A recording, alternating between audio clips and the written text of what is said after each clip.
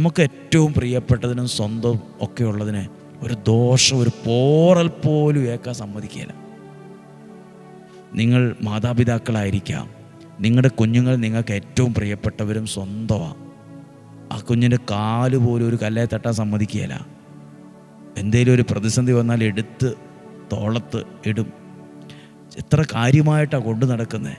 ദൈവത്തിന് വചനം കേട്ട് ദൈവത്തിന് പ്രിയപ്പെട്ടവരായി മാറുമ്പോൾ ഉണ്ടല്ലോ, ദൈവം നമ്മളെ ഒരു ദോഷവും വരാതെ, ഒരു തിന്മയും വരാതെ, ഒരനർത്ഥവും നമുക്ക് സംഭവിക്കാൻ ഇടയാകാതെ തോളത്ത് വഹിക്കാൻ തുടങ്ങും. നിങ്ങൾ നിങ്ങളോട് തന്നെ പറ, ഞാൻ എൻ്റെ ഏതെങ്കിലും ഒരു കഥപുസ്തകത്തിലെ ഒരു കാര്യമല്ലല്ലോ ഞാൻ പറഞ്ഞത്. ഇന്നും ജീവിക്കുന്ന ദൈവത്തിൻ്റെ വചനമാണ് നിങ്ങൾ കേട്ടെ. ആ വചനത്തിനകത്ത് എഴുതിയിട്ടുണ്ട്, എൻ്റെ വചനം കേൾക്കുന്നവർ എനിക്ക് പ്രിയപ്പെട്ടവരായി മാറുമെന്ന്, എൻ്റെ സ്വന്തം ജനമായി മാറുമെന്ന്. അപ്പോൾ ഈ ശുശ്രൂഷ എത്ര ഗൗരവമുള്ളതാ, ഈ പ്രാർത്ഥന എത്ര പ്രാധാന്യമുള്ളതാ, ഈ പ്രാർത്ഥന എത്ര ശക്തമാണ്. നിങ്ങൾക്ക് വേണ്ടി പ്രാർത്ഥിക്കുന്നു. നമ്മുടെ കർത്താവ് ഈശോ മിശിഹായുടെ കൃപയും പിതാവായ ദൈവത്തിൻ്റെ സ്നേഹവും പരിശുദ്ധാത്മാവിൻ്റെ സഹവാസവും നിങ്ങളോട് കൂടെ ഉണ്ടായിരിക്കട്ടെ.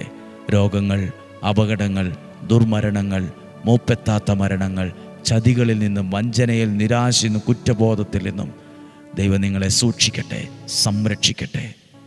ദൈവവചനത്തിൻ്റെ എല്ലാ അനുഗ്രഹവും നിങ്ങൾക്കുണ്ടാകട്ടെ.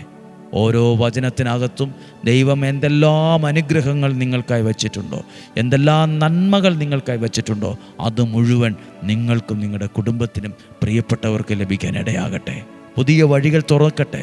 ഇന്ന് ചില ദൈവ അത്ഭുതങ്ങൾ കാണാൻ ഇടവരട്ടെ. ഇന്ന് ദൈവപ്രവൃത്തി നിങ്ങൾ കാണും. ഇന്ന് ദൈവത്തിൻ്റെ സ്നേഹം അനുഭവിക്കും. ഇന്നും ജീവിക്കുന്ന യേശുവിൻ നാമത്തിൽ നിങ്ങളെ അനുഗ്രഹിച്ച് പ്രാർത്ഥിക്കുന്നു, ഇപ്പോഴും എപ്പോഴും എന്നേക്കും. ആമേൻ. ദൈവം അനുഗ്രഹിക്കട്ടെ. നല്ലൊരു ദിവസം ആശംസിക്കുന്നു. നാളെ ശനിയാഴ്ചയാണ്.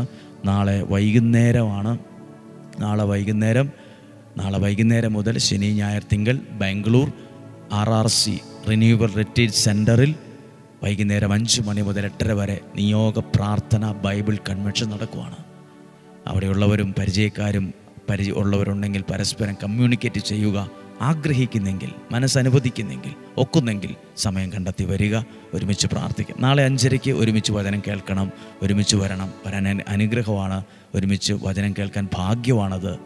5:30 തന്നെ വചനം കേൾക്കാൻ ഒരുമിച്ച് എഴുന്നേൽക്കുക, പ്രാർത്ഥിക്കുക. അതൊരു ഭാഗ്യമാണ്, അതൊരവസരമാണ്. നാളെ 5:30 ഒരുമിച്ച് കാണുന്നത് വരെ സ്വർഗത്തിലെ ദൈവം എന്നെയും നിങ്ങളെയും സൂക്ഷിക്കട്ടെ. ആമേൻ.